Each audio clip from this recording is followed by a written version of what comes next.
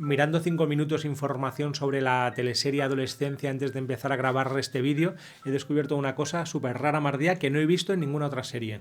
¿Cuál?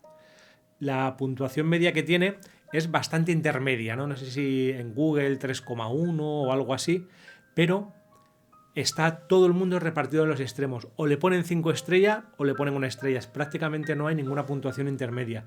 Y esto normalmente no pasa, sino que suele haber como una línea bastante coherente de que la mayoría de la gente pone, yo que sé, 5 estrellas, de luego unos pocos menos 4, 3 y 2. Sin embargo, aquí el público está totalmente dividido y totalmente polarizado. Qué curioso, ¿no? Esto es señal de que en cualquier caso te toca Claro, dentro. eso es, de que algo ha tocado, ¿no? Ha acertado en dar con alguna clave interesante. Pues venga, vamos a empezar el análisis de Adolescencia. ¿Empiezas tú o empiezo yo? Bueno, en primer lugar a mí, o sea, como serie me ha gustado, sobre todo me ha gustado el primer capítulo, la verdad, y quizá el último, pero sobre todo el primer capítulo. Pero sobre todo lo que más me ha interesado de la serie es la reflexión que se hace sobre la adolescencia inserta en todo un sistema. En el fondo es una reflexión sobre el sistema completo en el que vivimos, ¿no? Y cómo es el sentido de la vida para el sistema en el que vivimos, cómo es el sentido de la educación para el sistema en el que vivimos y, digamos, el mundo que le estamos dejando a los adolescentes o las puertas que estamos abriendo a los adolescentes. No es tanto una serie sobre el adolescente en sí, que también, sino todo el sistema que ha creado esa forma de adolescencia, ¿no? Yo he estado reflexionando mucho sobre, de hecho, para nuestro curso, de qué es ese mundo que tenemos que dejar, ¿no? Como ahora estamos haciendo el módulo sobre las relaciones padres e hijos, y es algo que en terapia veo continuamente, ¿cómo podemos hacer para amortiguar un poco las problemáticas adolescentes que suelen emerger en estas edades de las que se habla en la serie? Y entonces, para mí, la clave principal, que es algo que hoy en día en la mayoría de las ocasiones, incluso entre psicólogos ni lo huelen, sería que tiene que ser un mundo que tenga unidad y que tenga sentido. Y que a la vez esa unidad y ese sentido esté expresado en una serie de elementos simbólicos fuertes, coherentes entre sí, válidos y cálidos, es decir, que tienen que hacerse al calor de un amor genuino y sincero por parte de las figuras de referencia, normalmente los padres, y que también ofrezcan modelos válidos. Y todo esto, modelos de conducta, ¿no? Para que no te pilles cualquiera que pase por delante, un TikToker que de repente has visto, un futbolista, que bueno, un futbolista casi mejor, sino tiene que haber modelos heroicos que cumplan y que hagan un poco pues ese viaje del héroe o el del héroe de las 1000 caras que tantas veces hemos visto, de una manera que sea mitológicamente, míticamente significativa, porque el alma está construida de símbolos, como aprendemos en todas las mitologías, y esto falta, y que además todo esté como los mimbres de una cesta y bien hilvanado unas cosas con otras, es algo que no se puede improvisar, y apuntando siempre hacia una unidad de sentido. Y cuando esto no está, ocurre la serie Adolescencia, que sería la serie de la fragmentación de nuestro tiempo, y entonces podemos hacer un análisis de los problemáticos concretos que hay, las redes sociales, el tema incel, la guerra de sexos, la guerra de clases también, todos son temas que aparecen sugeridos, pero en el fondo están navegando en una idea central que es la absoluta falta de sentido, y falta de sentido es falta de unidad, porque ya sabemos que el sentido es aquello que se hereda de arriba a abajo, del todo a las partes,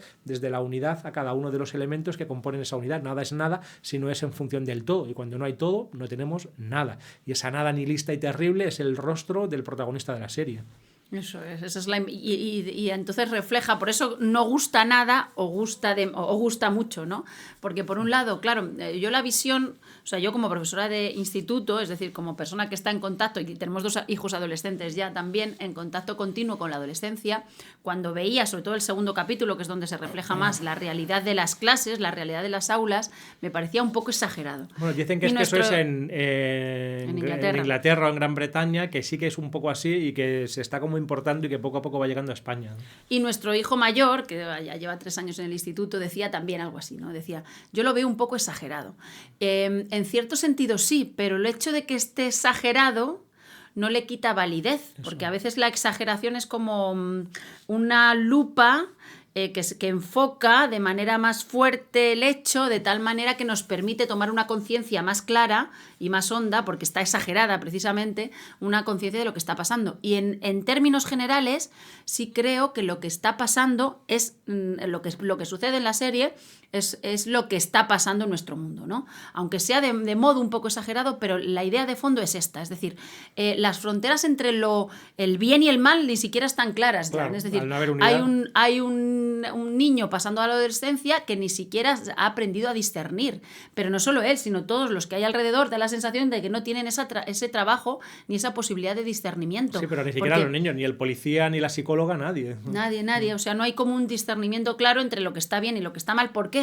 Porque solo hay, esto lo decíamos en el vídeo del último día, solo hay discernimiento posible en un alma que ha saboreado la unidad. Es decir, tiene que haber algo que sea valioso, por lo que merezca la pena vivir, por lo que me merezca la pena enfocar pues, el sentido de toda nuestra existencia, por lo que merezca la pena incluso a veces dar la vida.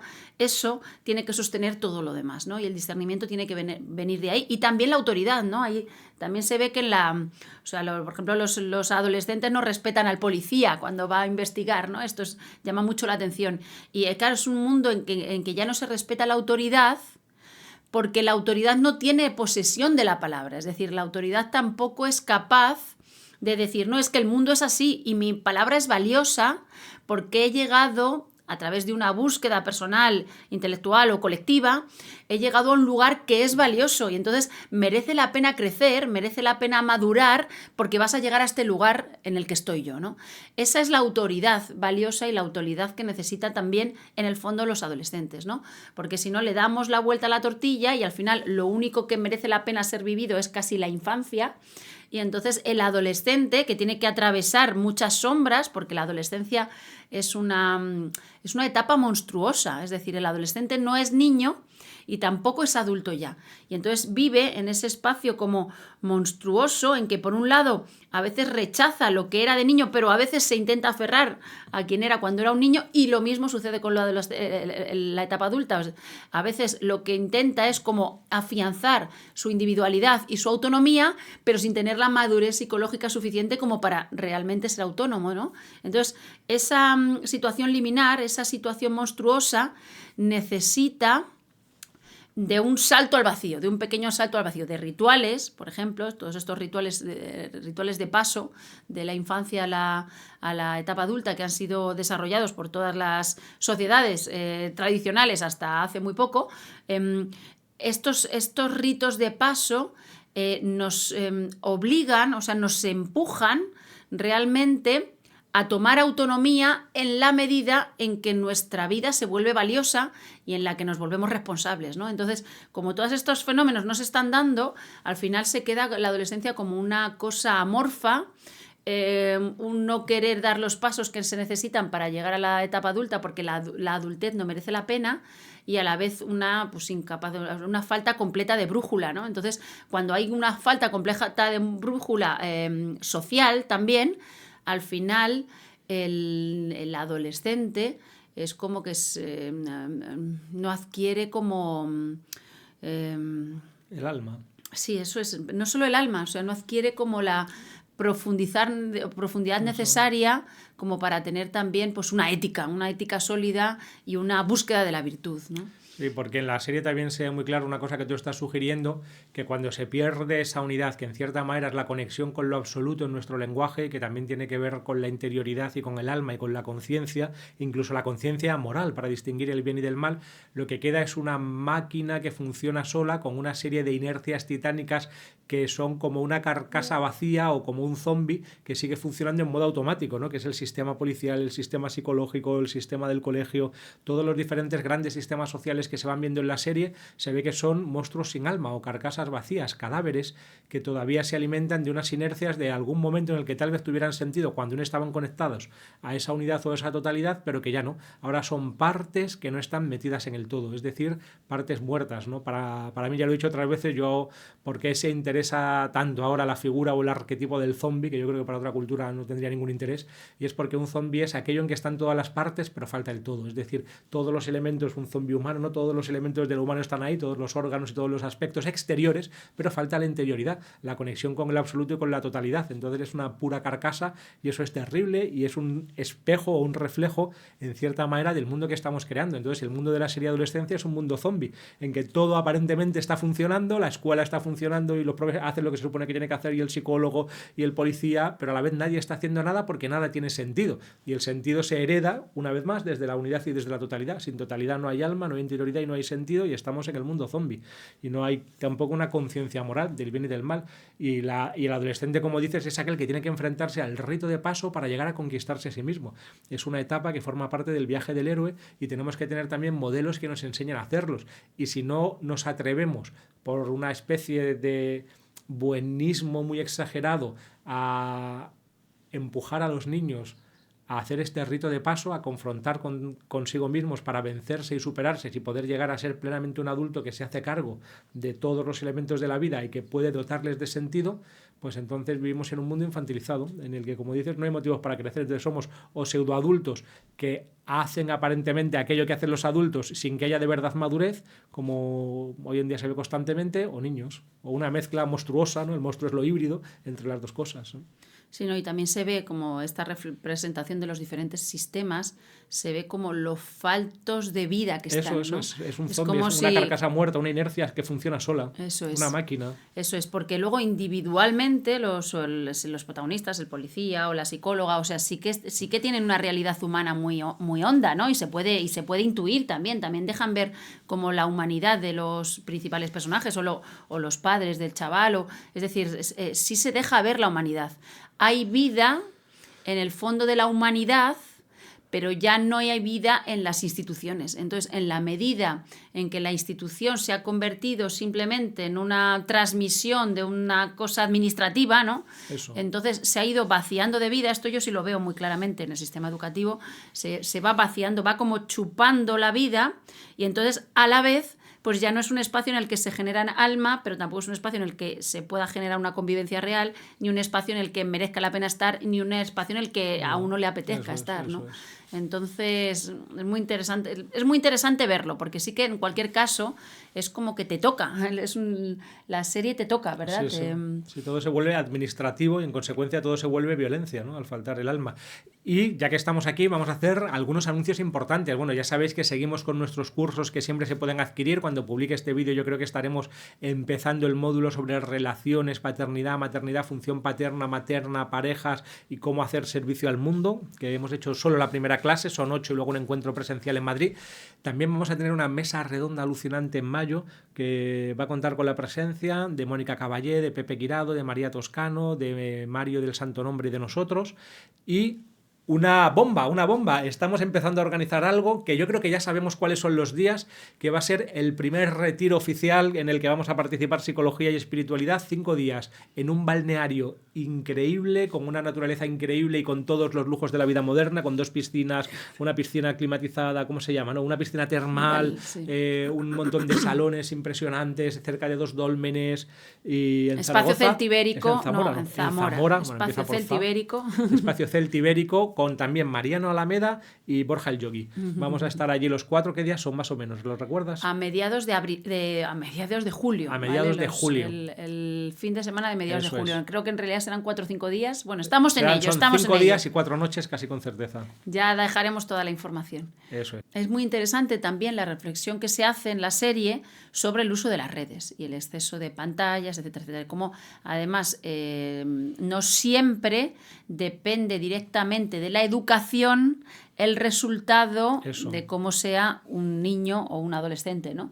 Y claro, esto me lleva siempre es algo que tengo casi como certeza, que tenemos como certeza, y es el hecho de que pues, de tener un teléfono móvil o el uso de las redes sociales debería estar como muy contraindicado para los adolescentes, ¿no? En esto sí que es algo que veo como con mucha claridad. A lo mejor alguien me convence alguna vez de lo contrario, pero tengo la sensación de que en una sociedad como la que tenemos, sin un claro discernimiento entre el bien y el mal, las redes sociales casi siempre se convierten en instrumentos como muy negativos para un adolescente que no tiene responsabilidad para usarlo, ¿no? Claro, porque son medios muy poderosos y si le das un gran poder a un adolescente, todo el mundo estaría de acuerdo, por ejemplo, en que, yo qué sé, una metralleta te da un gran poder, ¿no? No le daríamos una metralleta a un adolescente, se la daríamos a una persona que tenga una responsabilidad extrema, ¿no? Y así con todo, ¿no? Un gran poder siempre implica un gran poder también para hacer el bien y para hacer el mal, para hacer daño, porque son medios y el medio es neutro. Un gran cuchillo, nunca le daríamos a un niño pequeño un cuchillo, lo cual no significa que haya que prohibir y destruir todos los cuchillos, pero hay que usarlos con una responsabilidad que los adolescentes, y casi diría hoy en día gran parte de los adultos, no tenemos. Y a mí lo que más me ha tocado de la serie, claro, yo creo que ya por mi posición vital, es como cuando veo Los Simpsons y ya no me identifico con Bart, sino con Homer, era el padre, ¿no? A mí lo que más me ha tocado es como me he visto reflejado en el padre de la serie, ¿no? Claro, yo también. O sea, para mí lo que más me ha tocado en ese sentido ha sido la posición de los padres, ¿no? Y cómo no siempre, esto es muy interesante porque se deja muy bien ver en la serie. La serie no es muy, ¿cómo decir? No es maniquea. Maniquea, no es maniquea, es decir, presenta la situación en toda su complejidad, ¿no? No hay una explicación clara de, los padres son malos, entonces el hijo es así, o los padres son así, entonces no siempre es así. Y es que realmente no siempre es así. Nosotros tenemos 5 hijos y cada uno es distinto, y en función de las decisiones que vayan tomando van a tener vidas completamente diferentes, y aunque nosotros hayamos tenido como unas guías básicas a la hora de educarlos, influyen muchas cosas. Una de ellas, que es la que está planteado como central en la serie, es todo el sistema social. Es decir, somos un producto de todo ese sistema social. Hay una individualidad en nosotros, pero nos influye mucho todo el sistema social en el que vivimos, ¿no? Y entonces hay a veces que si no hemos tenido, de hecho esto lo reflexiono mucho también porque conozco mucha gente así, no es suficiente, desde el punto de vista de padres, no es suficiente con ser buenos. O sea, tú ves gente que dices, joder, qué buena gente es, ¿no? Y los hijos son unos cafres, ¿no? Y tú dices, ¿y cómo esto es posible? Porque no es suficiente con ser éticamente bueno, generoso, intentar llevar una vida justa, ser justos con los demás. En la educación hace falta también una orientación muy fuerte, tener la brújula muy clara y armonizar de manera muy clara el amor o lo amoroso, el soltar con la autoridad, ¿no? Es necesario esto, pero clarísimamente. Y entonces, en padres que son eso, son generosos, éticamente buenos, justos, incluso creyentes en el más allá, en una unidad del ser y todo esto, que sin embargo tienen hijos que están muy desorientados, y tiene que ver con esto, con que es que hay que ser capaz como de armonizar ambas cosas, el amor y la autoridad, y el poner límites claros, y aún así, aunque lo puedas armonizar, aún así no todo depende de ti, ¿no? Claro, nunca hay garantías, porque también está ahí el alma individual con su destino propio de esa persona y su ámbito de libertad, que los padres no pueden hacer nada. Sí, un amor sin caer como en un todo vale absoluto, una autoridad sin autoritarismo, y muy interesante de la serie lo que también ha sugerido, que no responde o no da respuestas, sino que plantea muchas preguntas, y la vida es así de compleja, ¿no? Que más bien plantea preguntas, y a mí sí me ha gustado que ha habido mucha gente que se quejaba en redes, y hablando de la parte más técnica, que esté cada capítulo contado en un plano secuencia, porque aunque es verdad que a veces se puede hacer, sobre todo en los capítulos 2 y 3, un pelín pesado, por otra parte te mete tanto en esa cotidianidad de esas familias y de esas situaciones que hace la serie le da como un tono y una textura mucho más cercana y más abierta a la complejidad, ¿no? Porque tampoco están, aunque sí que hay algunas cosas por supuesto, pero la serie tampoco te está diciendo eso, que es bueno, que es malo, que está bien, que está mal, no tiene como una tesis moralista, sino que simplemente plantea el problema casi en bruto o en crudo para ver luego tú cómo lo digieres, y esto es muchos de los que le han puesto una sola estrella, como decíamos al principio, lo han hecho desde ahí. Claro, sí, ¿no? Y el hecho de que haya un solo plano durante cada capítulo implica también una continuidad que hace Eso. que tú te puedas asomar también, no solo a lo que se considera como significativo, ¿no? Porque es lo significativo lo que se Eso, rescata viene cuando ya uno elegido, decide, claro. cuando uno decide pues tomar unas secuencias, grabar unas y otras no. Es decir, las cosas significativas son las que explican lo que ha sucedido, pero en este caso, al darle un solo plano, permite una continuidad que hace que tú te asomes también a lo que en principio no se selecciona para ser visto, ¿no? Entonces hace que sea más realista y que sea más fácil hacer espejo. Yo creo que esto también de muchas estrellas y pocas estrellas tiene que ver con esto, con que es inevitable hacer espejo, porque además se plantea la historia desde el punto de vista de diferentes agentes sociales, ¿no? Están los padres, está el hijo, están los compañeros de instituto, está la psicóloga que lo trata, están los policías, están los profesores, y entonces tú puedes ir viendo desde diferentes puntos de vista y en todos ellos te ves reflejado en el fondo a ti, ¿no? Porque tú eres un profesor, eres uno de esos profesores, eres uno de esos alumnos, eres uno de esos policías, pero eres uno de esos padres también, ¿no? Y también es interesante que casi todos los adultos parecen tener como buena intención, sin embargo, como están sometidos a estas titánicas inercias del sistema, el resultado en cada caso es un desastre. A pesar de que cada adulto mirado individualmente, como tú decías, tiene alma y tiene como una buena intención respecto al caso, sin embargo el resultado es terrible.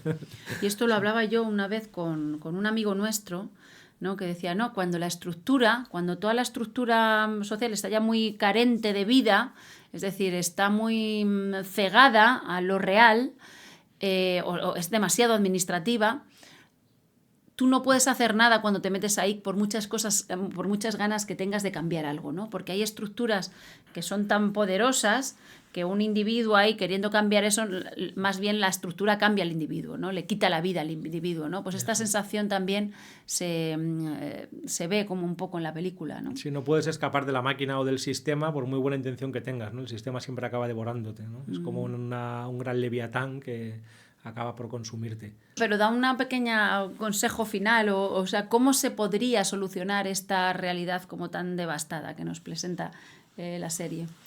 Pues lo veo bastante difícil. A nivel social, yo creo que por ahora no hay mucho que hacer, que es más, vamos más bien a un mundo así, que en España ha habido, por lo que sea, sería un análisis, pues ciertos elementos que han amortiguado un poco esta realidad tan descarnada que se ve en la serie, pero me parece que como acabamos siempre copiando lo anglosajón y como hemos perdido la conexión con la unidad y con la propia identidad, acabaremos en un mundo como ese enseguida. Vaya por Dios. Dánoslo y eso tú, para tus tú. hijos y para tus hijos. ¿Qué haces tú con tus hijos? Con mis hijos hago lo que puedo, ¿no? Pues intento darles un mundo con todo el sentido posible, intento hacer con ellos las reflexiones más hondas que puedo, mostrarme buena persona, ejercer de padre, que no quede un hueco terrible ahí, significar la realidad y narrarla, incluso los aspectos malos y negativos de lo real.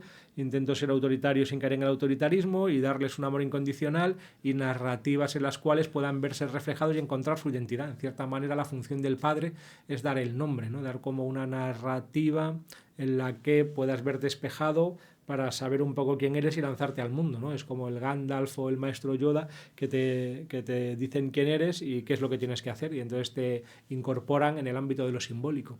Y sin esto no tenemos nada. La madre da el ser, digamos, o en cierto lenguaje podríamos decir la madre da el sí, y el padre es el que da la ley y la prohibición, da el no. Entonces ahí tiene que haber una dialéctica y una dinámica entre el sí y el no, lo cual no quiere decir que yo haga solo de padre ni Mardía solo de madre. Son funciones, función paterna y función materna que habitan dentro de cada uno de nosotros, porque yo a veces puedo ser más maternal y Mardía puede ser más autoritaria, ¿no? Por supuesto. Y entonces ahí, ¿qué hacemos? Lo que podemos. Y yo en mi caso, pues darles como una atención amorosa, es decir, intentar mirarlos, intentar verlos cuando los miramos, no estar todo el rato yo a otras cosas, es decir, esa atención, contarles cuentos por las noches, me parece muy interesante porque es a través de la narración como ellos le cogen el pulso a la vida. Sacarlos al campo, a la nieve, a la naturaleza, porque es la naturaleza la gran metáfora de lo divino, de la unidad. Hacer como sacralizar las cosas de la vida, sacralizar momentos de la vida, sacralizar espacios y explicarles el sentido, pero vivir con sentido y sobre todo como el cultivo propio, como la conexión con la unidad entre el cielo y la tierra y el cultivo propio de la esperanza.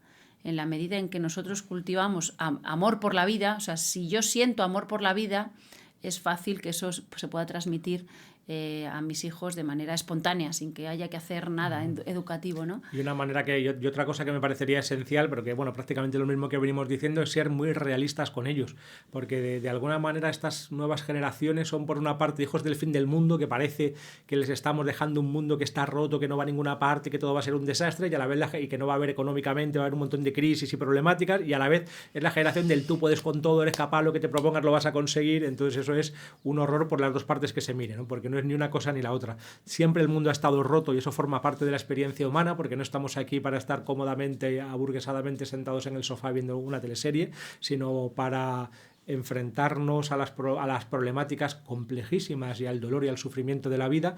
Luego, ser realista implica ser realistas tanto con sus posibilidades, ni todo lo puedes ni nada lo puedes, sino que con esfuerzo y disciplina pues podrás ir consiguiendo algunas metas y otras no, y normalmente no está mucho en tu mano. Y aún así te querré, y aún así te querré, habrá sí, un amor por supuesto. detrás. Y ser realista con el mundo y no tapar las aristas duras de la realidad. Yo esto lo veo ahora en muchos padres que, como ellos mismos están un poco infantilizados, no son capaces de digerir, y nosotros mismos, por supuesto, los aspectos difíciles del mundo, el dolor, el sufrimiento, la muerte, el sinsentido.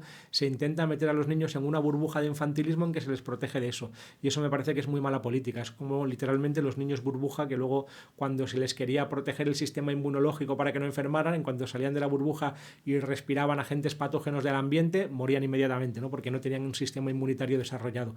Los niños tienen que desarrollar, en esta metáfora, un sistema inmunitario psicológico y ser capaces de enfrentar el mundo sin la ayuda de papá y mamá en la adolescencia. Eso es la adolescencia, en la preparación para ese trabajo.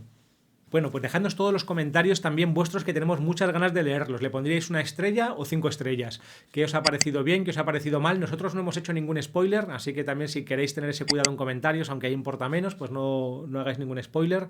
Ya sabéis que tenemos la web psicología y espiritualidad.com, donde publicamos nuestros cursos, y publicaremos también este retiro en el balneario que tenemos tantas ganas de hacer, la mesa redonda en Madrid, que en mayo, con María, Mónica, Pepe, etcétera, nosotros.